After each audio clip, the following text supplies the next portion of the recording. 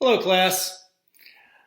Today I'm going to talk to you about a couple of vocabulary words that you may not have heard before. We use them in theology of the body to explain the sacrament of marriage as a reflection of that relationship between Jesus Christ and his church. Or better said, that is, as a sacrament, it is a sign of that relationship between Jesus Christ and his church. So the first term that we're going to learn is called marriage as a primordial sacrament. Now, that's a new word, primordial sacrament. So first, what does the word primordial mean? If you looked it up in the dictionary, it would probably tell you that it means original, from the beginning, meaning from the beginning of time, from the beginning of human existence. So when we say that it is a primordial sacrament, we mean that God established it as something from the beginning of our very existence. Now, from what we've seen so far, that actually makes a lot of sense, right? We learned in the very first chapters about the spousal meaning of the body and how God created us to be in a communion of persons, and that we see this in the sacramentality of the body. So when we put all these together, we realize that marriage as a sacrament is a very special sacrament, that it was something that was given to us from the beginning, and that it is built into our very natures. And that's, if we start right there, the first thing that we mean by primordial sacrament. It is built into our very natures. Take baptism, for example. Baptism is the first sacrament that we receive, a very important sacrament. But marriage is different in as much as marriage is built into our very nature. Baptism is not built into our very nature. Receiving the body and blood of Christ is a beautiful sacrament. It's the sacrament of sacraments, but it's not built into our very nature.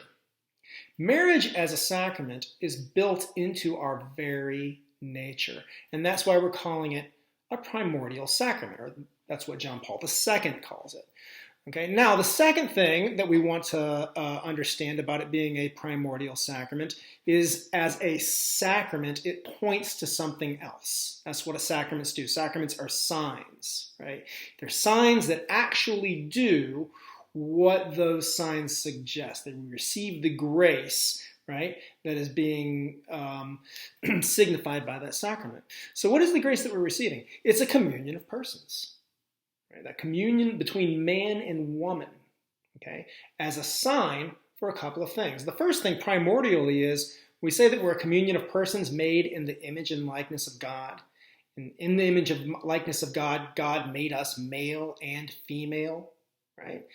That image and likeness of God is that image and likeness of the Trinity as a communion of persons, a relationship among persons, an eternal relationship between the Father and the Son, an eternal relationship of love, that the love that proceeds from the Father and the Son eternally, that total self-giving between the two of them, from that proceeds the Holy Spirit.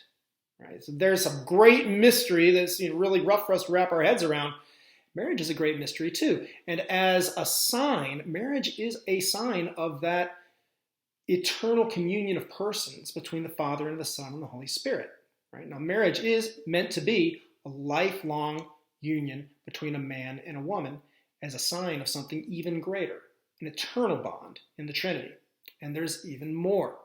Right?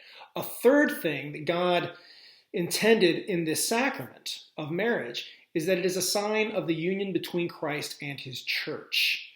Right? So Christ gives his life for his church, and the church submits herself to Christ eternally and out of love.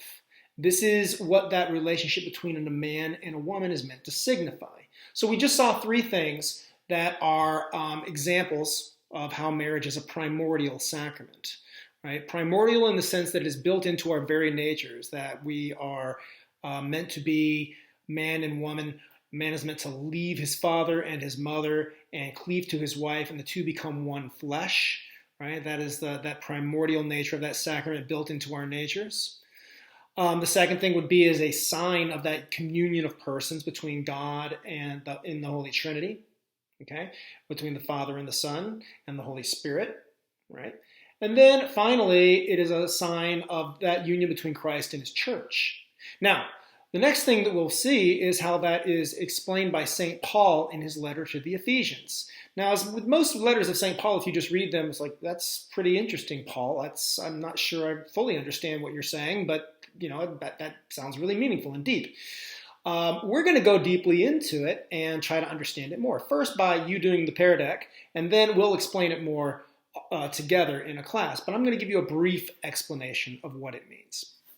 So Paul, in this short part of his letter to the Ephesians in chapter 5, is explaining how husbands are to love their wives and lay down their lives for their wives, and wives are meant to submit to their husbands. We want to talk about that a little bit, what that means. But he says very clearly there that what he's talking about, he says, this is a great mystery.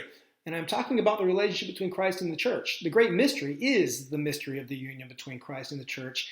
And also the mystery is that how marriage is a sign of that. And therefore we are meant to love one another just as Christ loved us. And that's a tough thing to do. But it requires sacrifice, just as Christ laid down his life for his friends, for his church. Okay, so one thing I want to talk about here is I'm going to ask you to do most of the work here in the Pear Deck. And hopefully this gets you started. The text is there. I want you to answer to the best of your ability. And we will go over it together and correct our answers together in class. And we'll watch another video there too. But I do want to talk one thing about the part where wives submit to your husbands. What does that mean?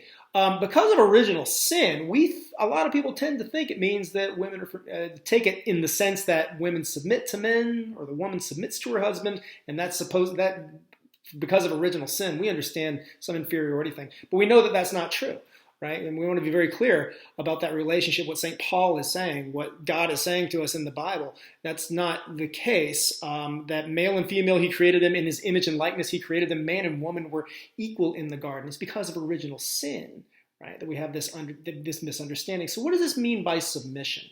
Okay, to submit, the word submit means to give yourself to the mission, to put yourself under the mission that the man has a mission of providing for, protecting his family, and leading them to heaven, and loving them, and setting an example for them, right? That is the mission of the household, and there has to be a head of the mission, right? With equals. The father, the man and the woman, the husband and the wife are equals in this process. And the woman, she submits, she puts herself into that mission. She gives herself over to that mission of the husband.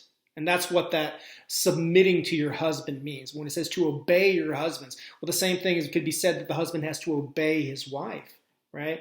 And we could talk about examples of how that could be, right? But in both cases, it's really saying the same thing, that we love one another, that the husband and the wife are meant to love each other totally and unconditionally.